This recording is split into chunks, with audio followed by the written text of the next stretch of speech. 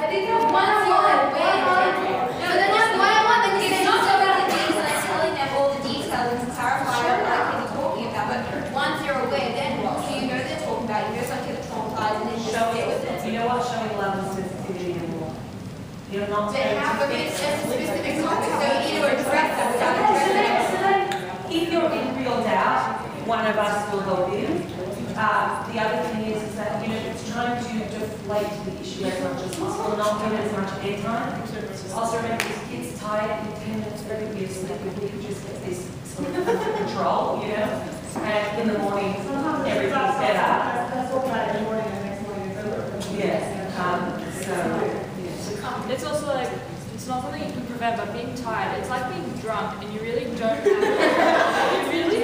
have as much control over the things you say, and then the next morning you're like, oh my god, did I seriously say that? I'm so embarrassed. I was getting off the rest of the night.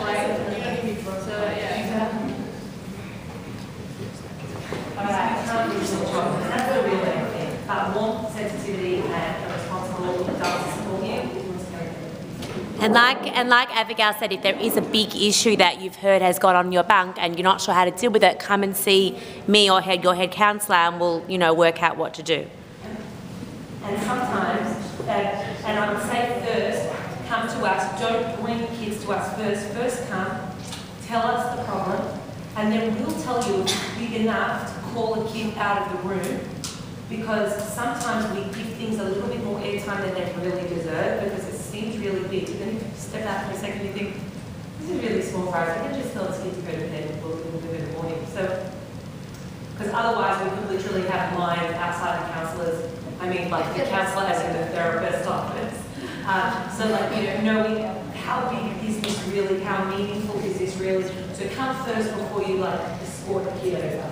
Just because you don't want to have this bond with all these like emotional complex issues that need to be dealt with at the higher level. It becomes this big drama. Kids love drama before you go and text it about the drama.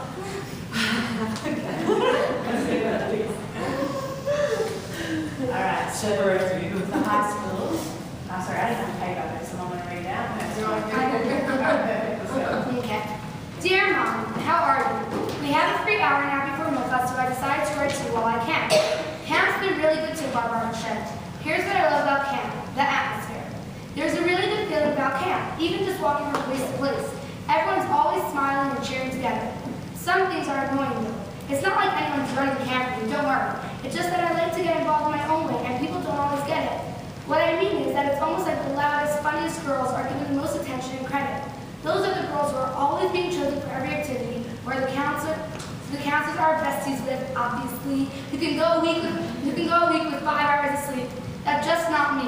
I really love camp, but it's just not my personality to wear my voice out and drink enough Coke to keep me off my rocker all night. What I love about camp is making friendships, doing things I've never done before. But from the way the counselors act, it's almost like you're only a good camper if you're on your chair, screaming your lungs out at all times. That's kind of why I haven't gotten to know my counselors too well. I mean, don't get me wrong, they're really cute girls and always include everyone. I just sometimes feel like they're only being nice to me, like I'm some case, and they really look like the crazy hyper girls. I just mainly hang out with my friends and we have our own fun. The counselors are always busy with other people.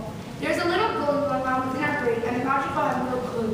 Some girls keep things to themselves and go to sleep crying in their beds. They also feel uncomfortable in their rooms because they got put with a group of friends that they're not really good friends with.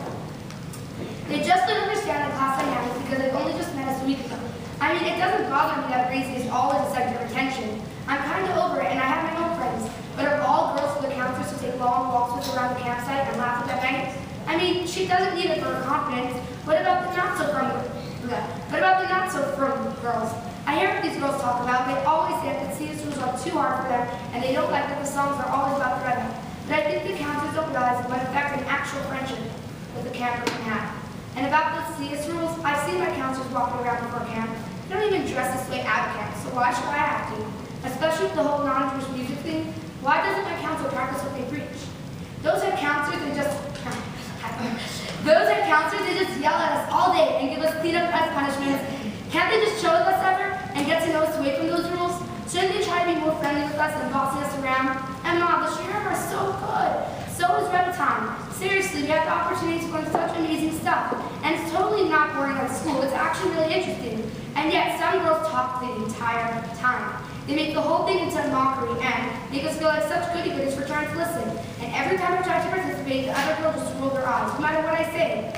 The counselors, of course, don't tell them to be quiet because they don't want to get on the bad side. And the poor camp rabbi has to keep asking for quiet. It's so embarrassing. And they just don't see themselves. I can't wait to be magic on myself because I know there's been a camper who's not the loudest. Sigh. I kind of made it like I'm having a bad time. Don't think that. Just end it. Love, Mom. So, do you want to ask me? Are you the counselor? Yeah, Okay, so this actually came, this was a big thing. They said that a lot of the times the counselors are actually really great girls and they wish they could be friends with them, but because in that bullshit kind of role, I don't know, this is what they actually feel, this is what they're adding into you. They said that a lot of times they might get to know them, be friends with them, before they feel like they're yelling at them all day. And is clean up a punishment? Is that what it was saying? Yeah. So if they come like just that's all they do, they just give them clean-ups. So that's what their counsellors are. So I think that the other counselor with the basket. I think that over here, this girl, keep girl here. So I think that yeah, these definitely are real issues, and it sounds so real. And I think that these are things that the best way to deal with them is by being proactive and speaking out before, which is what we're doing now. Like things, for example, in the beginning, saying about the girls only choosing the loudest. I know there are certain, I think it should be a conscious effort on the counselor's part, not the head counselor's part, that we know when we have an activity or we're doing certain things, so specifically, you don't always choose the girl who's going to be the loudest and going to make it the funnest. You need to have the girls who maybe, are sitting in the back and not always choosing, or what you were saying about trying to spend time with that counselor. I know for sure it's hard. That's something that